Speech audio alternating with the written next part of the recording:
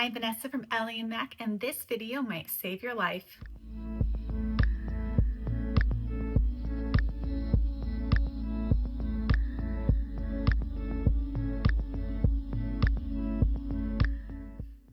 So I have disclosed that I do have an autoimmune disease. I have activated mast cell syndrome, which makes it really hard with my histamines. My body behaves very crazy with histamines, which means I'm allergic to a lot of things, as well as I have asthma. Now, what you guys don't know is I used to work in a care facility that would train EMTs, as well as I worked in a lockdown unit, and I also studied to be a social worker before I changed my major to a different health-centered field. But anyways, long time ago, I used to work in healthcare before I sewed and had kids. And it has got me thinking about ways that I can probably keep myself safe and other people. I need to have some medication at my hands always, but I also like to change my purses. So I keep grabbing these things and putting them into other purses, and they kind of get lost at the bottom of the purse. So I thought for my safety, and also there's probably other people out there who needs a little first aid kit for themselves, that's what we make today. So whether you have, let's say you have diabetes, or you have POTS, or any of these autoimmune, you're prone to strokes, any of these things, you can actually make this first aid kit and put it on the front of it. So in case you are unconscious, somebody knows what you have and can get help to you as quickly as possible. So that's what we're gonna make. I took the Stephanie Toiletry bag, and as you can see, I made it red. Now, let's say that you don't have any medical conditions where you need to be making a bag. You can make your own life emergency bag, whether it's full of Band-Aids, whether it's for kids going into school, teenagers. You can make an emergency bag for them, and you can choose to make it nice and discreet, or you can choose to make it bright red like me. Now, because of my background, I did see an overdose kit, and it was beautiful. It was blue and it was so cute, and it had little leaves around it. And that is one thing where if you're making something that has life-saving medication in it, make sure that it's red. Make sure that it has the signs on it. It says what it is. You know, things like that, you probably don't want it to have it be discreet. But anyways, let's get into all the details of how to make this Stephanie Toiletry bag into your own personal first aid kit. So the first step in making this first aid bag is to decide what size you need. So I took my two biggest items that I would like to conceal in this bag, and I picked which size. Now this is the smallest size, but you may need a bigger size depending if you're going to do a feminine hygiene bag or whatever else you need. Now here I'm measuring how big the front of this bag can be, so I can decide what iron-on I like to use, or you can even use fabric markers here as well. And then I went to my Cricut and I picked out what I felt would be the most eye-catching, and I also added the EpiPen and inhaler at the bottom to make sure that people would know that those are two things that I would need in case of an emergency. And then I made sure that they would fit on the front of my bag after I did the measurements. And then I used iron-on vinyl. Now you don't have to use a Cricut, whatever cutout machine that you have works perfect here. Now to make this a little easier to cut out, I have my outside fabric as well as my liner fabric on top of each other. And then I'm going to be using my quilting square in order to get those straight lines and those perfect corners. So this is another great tip, I think, whenever you're cutting out a bag, is to make sure that you have a straight edge to guide your rotary cutter on. Now, if you're going to be doing a bag that's other than a first aid kit, you can totally do different colors, but decide on if it needs to be discreet or not discreet. If I was going to be doing a feminine hygiene kit, I definitely probably would have picked a little bit more of like a floral fabric here instead of doing the bright red fabric. Now back to making this pattern, I actually like to use my scissors to cut those corners out after I've gotten the straight edges done with my rotary cutter, and I do this on the whole pattern. Now here I'm showing you that this dotted line on the pattern is actually for your interfacing, so I just cut one of those to go on my bag. This bag has 6 pieces of binding. Now, binding is very easy. They do make kits though, if you're not comfortable having your hands as close to the iron, and you can do one long strip with your kit and then cut it to the correct sizes. But when they're small like this, I really like to do it by hand, and I have trust issues. So once you iron in half, you know where the center line is, and you're going to be ironing each half of your binding to that center line. And you're just going to make sure that you take your time with this and keep your fingers out of the heat source, but the fabric does get really hot, so be careful. And once you have both of those sides ironed down, you can fold it in half and complete the binding. Now here, I actually like to let my iron sit on there for a minute to make sure that those lines are nice and ironed in. So while that cools, let's work on adding the zipper. Now you can see that I've already ironed on that interfacing onto my outside fabric. That is going to help me keep oriented as I'm placing this zipper. So you want to have your right sides up, or good side up. My daughter likes it when I say good side up. And as you can see, my zipper is too long. I always pick way too long zippers so I'm not sewing around the actual zip part. Now I'm adding on the liner, and this fabric is really hard to tell which is the right side or the wrong side, but imagine that I have the wrong side up here, and I'm just going to be clipping along the zipper. And here's one more tip to make sure that you don't accidentally sew your zipper upside down. Always make sure that the zipper part is facing the right side or the outside of your fabric. I have sewed on so many zippers upside down. And this is where things get a little different, because this is not an invisible zipper, and you want to have some of that cording show on this particular pattern. It's just built into the pattern. So I'm actually using my regular presser foot. And the reason for this is I can keep on the edge of the zipper like I normally would with a zipper foot, but I also get the seam allowance on the other side of my presser foot. So I want to have a 1/4 inch along my zipper, as well as I want to keep the same about 1/2 inch seam allowance right here as I'm sewing. And so using my presser foot is something that may seem a little crazy when placing a zipper, but as long as it's not invisible, you can totally use your presser foot, because this will help you know exactly what your seam allowance is and keep it a little straighter.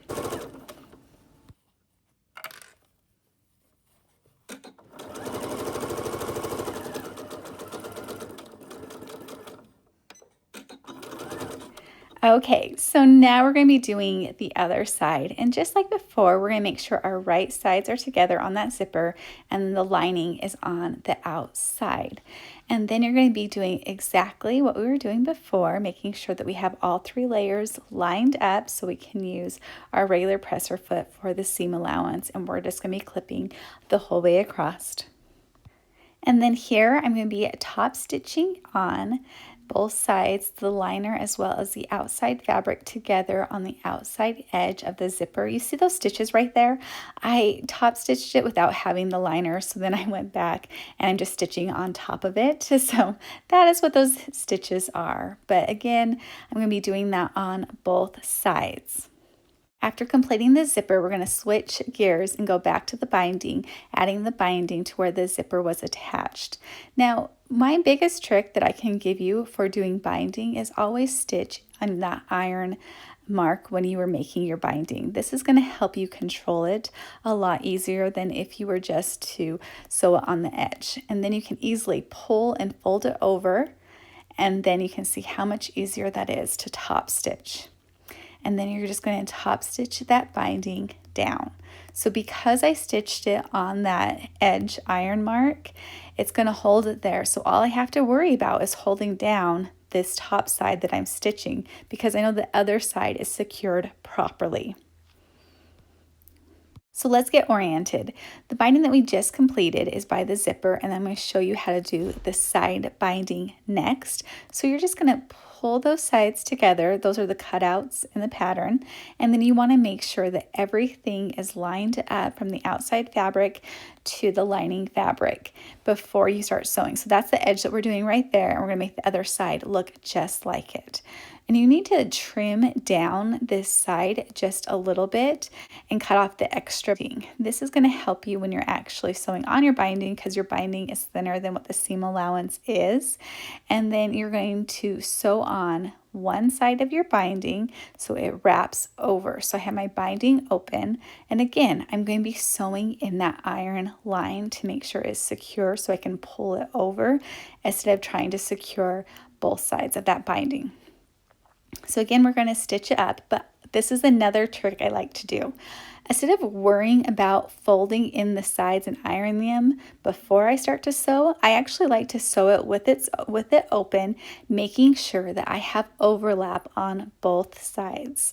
Once I have it secure and I have back stitched it, then I actually go back and I fold those sides under.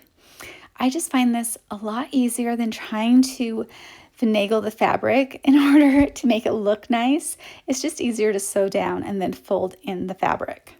So I do it on the bottom, and then I can cut my threads and then come back to that top, and just look how easy that folds in now. It just folds in so nice, and I'm not trying to guess what size I need, nor am I trying to hold it fold under while I'm going. So it may take an extra second or so, but my finished results are just a lot nicer when I do that. So as you can see now, I need to fold that binding over. And I just open it up so I can fold it over, and then I can top stitch it.